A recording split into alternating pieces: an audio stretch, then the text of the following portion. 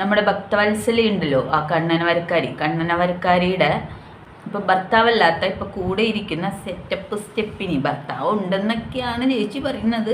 പക്ഷെ ഏത് ഭർത്താവ് എന്ന് ഞങ്ങൾക്ക് മനസ്സിലായിട്ടില്ല. അപ്പൊ താത്തക്കൂത്തിച്ചിക്ക് പാസ്പോർട്ട് സൈസ് ഫോട്ടോയിലും ആധാർ കാർഡിലും വേറെ എന്തൊക്കെയോ കാർഡിലും മാത്രമാണ് ഈ സലീം എന്നുള്ള പേരുള്ളത്.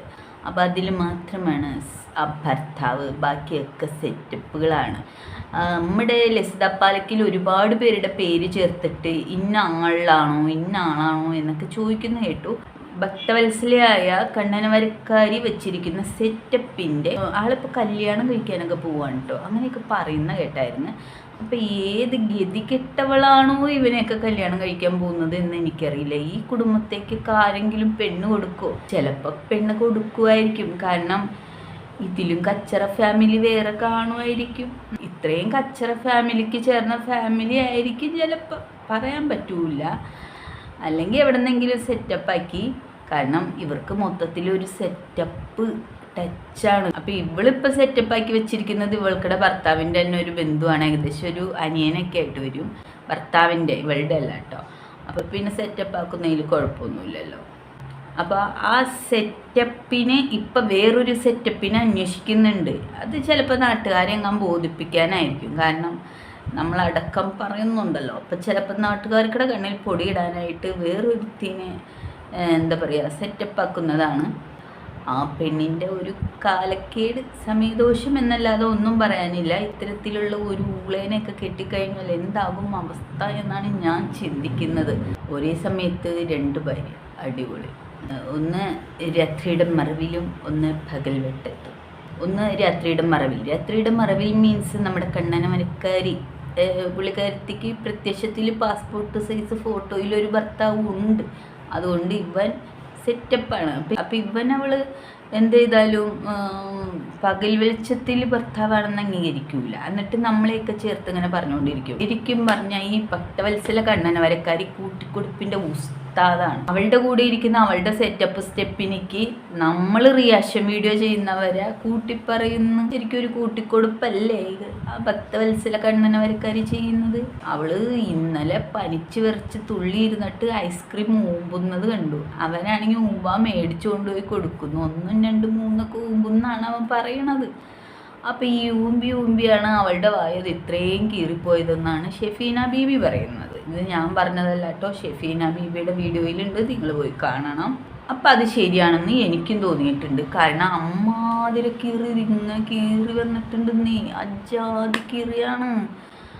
അപ്പം ഐസ്ക്രീം ഇരുന്ന് ഊമ്പുന്ന കണ്ടപ്പോൾ തന്നെ മനസ്സിലായി എന്താണ് അവിടുത്തെ പരിപാടി എന്ന്.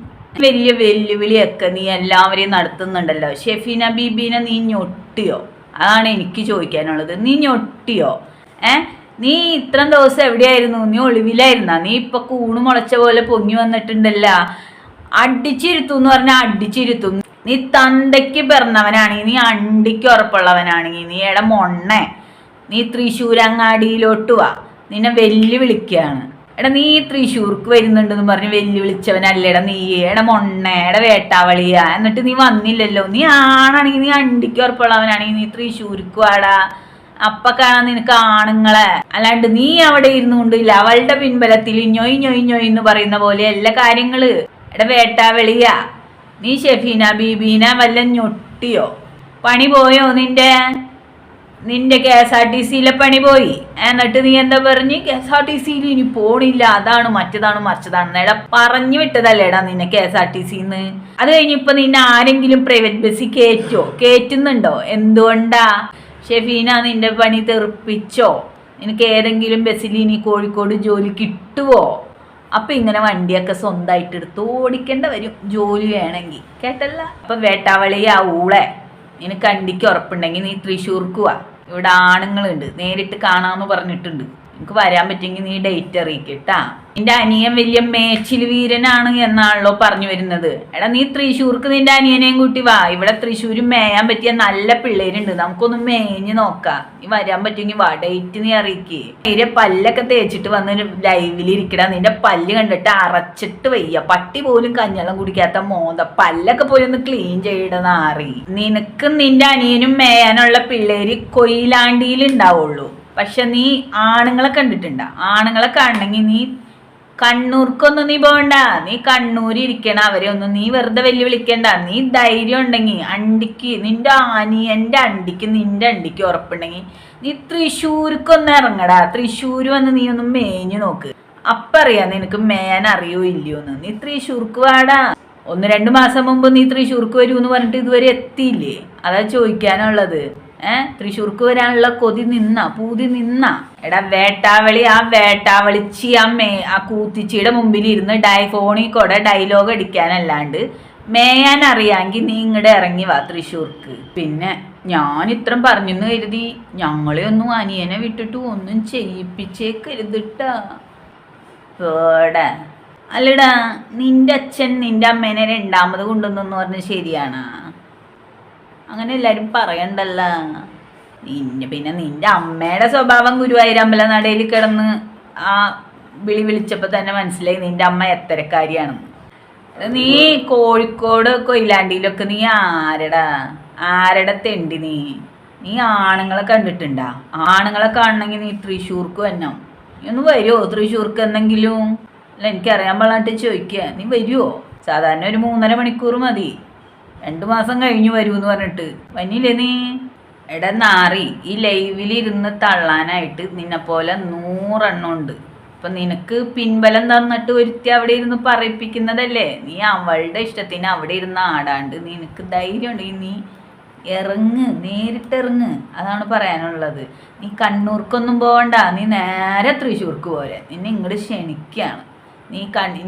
നീ ലസിത പാലക്കലിൻ്റെ വീട്ടിലോ ഇനി ഇവിടെ നിന്ന് നേരെ കോട്ടയത്തേക്ക് തിരുവനന്തപുരത്തേക്ക് ഒന്നും വെച്ചിടിക്കണം. തൃശ്ശൂർ വന്നിട്ട് നീ എങ്ങോട്ട് വേണമെങ്കിലും പോയാൽ മതി. അതാണ് എൻ്റെ അഭിപ്രായം. നീ ഇങ്ങോട്ട് വാ ആണുങ്ങളെ കാണണമെങ്കിൽ.